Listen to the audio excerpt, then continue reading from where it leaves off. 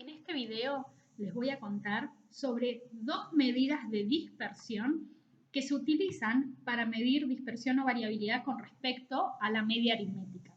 Ellas son la variancia y el desvío estándar. Para hablar de esto, me voy a basar en el libro de Aguirre, Niño y Simonetti, Estadística aplicada en las ciencias sociales y humanas. En la descripción del video les voy a dejar el link de descarga.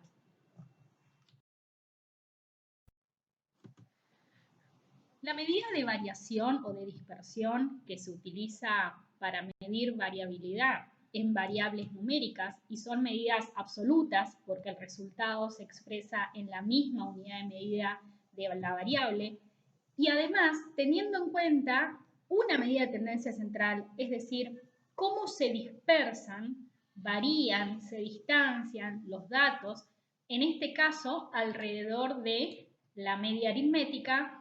Podemos hablar de dos medidas de dispersión. Una de ellas es la variancia, que se simboliza con la letra sigma minúscula, sigma elevada al cuadrado, ¿sí? Y la otra medida de dispersión es el desvío estándar, que se simboliza con la letra sigma, simplemente. Estas dos medidas están vinculadas. Ya lo vamos a ver. La variancia es el promedio de los cuadrados de los desvíos a la media aritmética. Tratemos de entender el concepto mirando la fórmula. La variancia entonces dice que es un promedio. Cuando uno realiza un promedio aritmético hay algo que suma y divide por la cantidad de casos. Bueno, en la variancia estamos sumando y estamos dividiendo por la cantidad de casos. ¿Sí? Bien, ¿qué es lo que se suma? Dice el cuadrado de los desvíos a la media. Aquí tenemos un desvío individual, que es cada dato menos la media aritmética.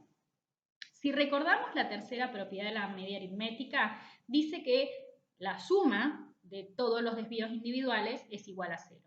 Lo que quiere decir es que si acá sumáramos los desvíos individuales sin elevarlos al cuadrado, esa suma nos daría 0.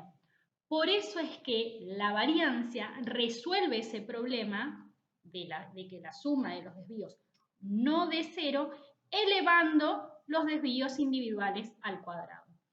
Si quisiéramos hacer un paso a paso para calcular la variancia, lo que habría que hacer es, por supuesto, de antemano tener la media aritmética, ¿no?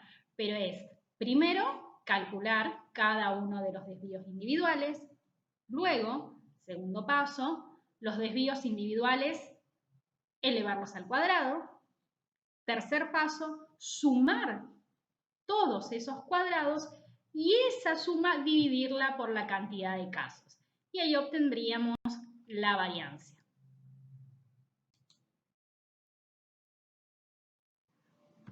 Una de las ventajas que tiene esta medida de dispersión, la variancia, es que es muy utilizada.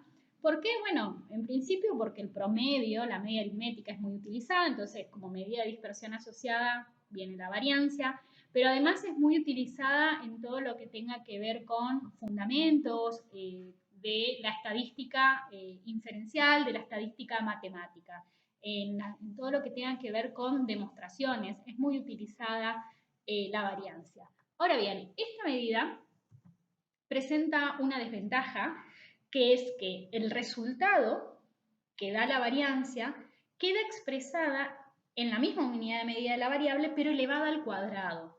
¿Qué quiere decir esto? Por ejemplo, si estamos observando la edad de los estudiantes, calculamos la edad promedio de los estudiantes y calculamos la variancia de la edad de los estudiantes, el resultado de la variancia va a estar medido en años al cuadrado, porque la unidad de medida queda elevada al cuadrado. ¿Cuál es el problema ahí? Es que cuando una unidad de medida queda elevada al cuadrado no se puede interpretar. Entonces, en términos de redactar un informe estadístico, no tiene sentido. Ya vamos a ver qué podemos hacer en esa situación. El desvío estándar, que se simboliza con la letra sigma, conceptualmente es la raíz cuadrada de la variancia. Es decir, para poder calcular el desvío estándar, primero tenemos que calcular la variancia.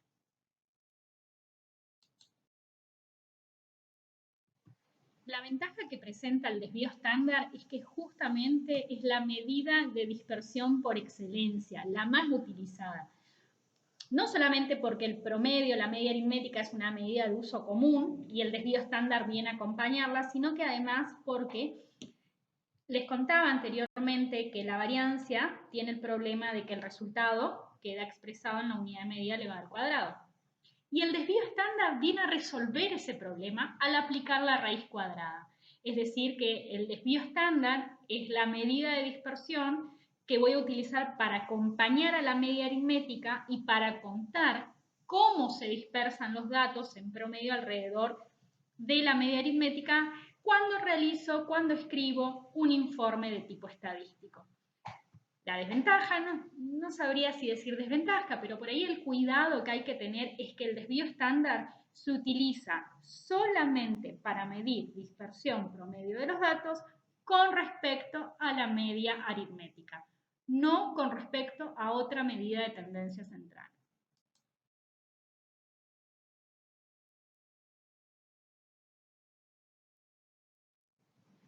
En este video entonces hemos visto las dos medidas de dispersión absoluta, tanto la variancia como el desvío estándar, que acompañan a la media aritmética y que conceptualmente miden la dispersión promedio de los datos alrededor de esta medida de tendencia central. Hemos visto el concepto de estas medidas, cómo se calculan y los cuidados que hay que tener a la hora de utilizarlas.